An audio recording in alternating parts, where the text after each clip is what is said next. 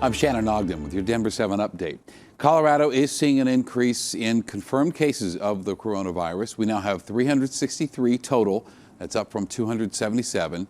Now, these numbers do not reflect the actual numbers of cases, since testing is now prioritized to those most at risk or those who are sick enough to be hospitalized. So that is why social distancing is so important right now.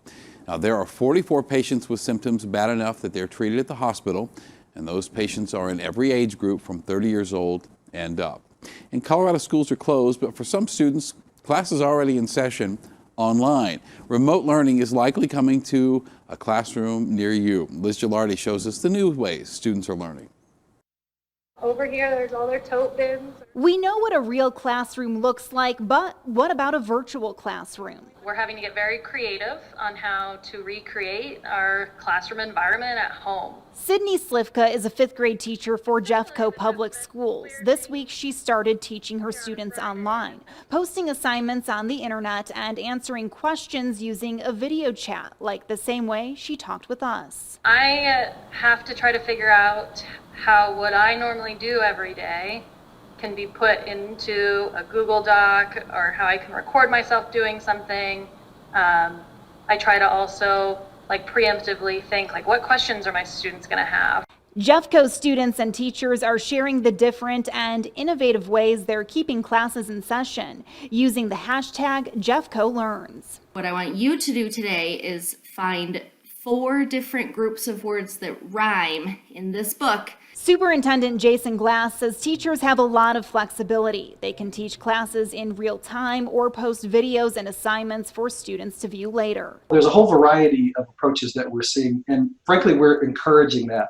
Denver Public Schools is also working to put a remote learning plan in place. Like Jeffco, teachers will have different options, but the biggest focus right now is access to technology and an equal playing field. That's why Denver schools just purchased 9,000 Chromebooks this week. I think as much as possible, we want to make sure that everybody has access to similar resources, but our plan also includes ways to provide instruction that don't require that. So yes, your child's classroom might look a little different, but teachers are working hard to make sure they can still learn, even if their classroom is now the kitchen table. Liz Gilardi, Denver 7. Very impressive. And a crisis like this requires rolling with the punches. And that really is what we're seeing in Boulder tonight. In just a few days, the city has put together a homeless shelter for people showing symptoms. And the workers behind this operation understand the risk involved, but they also know this is the job they signed up for. I think we are required, as part of our work as government workers, to serve the community with the needs that we have. This is an extraordinary emergency, and it requires us as leaders in government to play that role. The shelter can hold up to 55 people. They will receive 3 square meals, have a place to do their laundry, to shower, and to access the internet. And the Denver Zoo is practicing social distancing with the Bring the Zoo to You program. Today we got a real treat. We got to see the new baby rhino, who still does not have a name.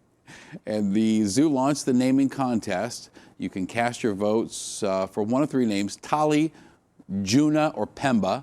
Log on to the zoo's website to cast your vote, and you can make a donation to rhino conservation efforts. Well, there's free admission at national parks during the outbreak, but the mayor of Estes Park wants the government to shut it down. The mayor sent a letter to the Interior Department to request the immediate closure of Rocky Mountain National Park. He says with the closure of ski areas during spring break time, visitations in his town, which is near the park, are up, putting people in Estes Park at risk. From your First Alert Weather Center, let's take a look at this forecast. Well, it's not great this weekend, but it's not what we have seen. It's definitely going to warm up a little bit and much, much, much drier. Thank you for watching this Denver 7 update. Everything's going to be okay. Make sure to download the Denver 7 app for your smartphone. You get breaking news and alerts around the clock. I'm Shannon Ogden.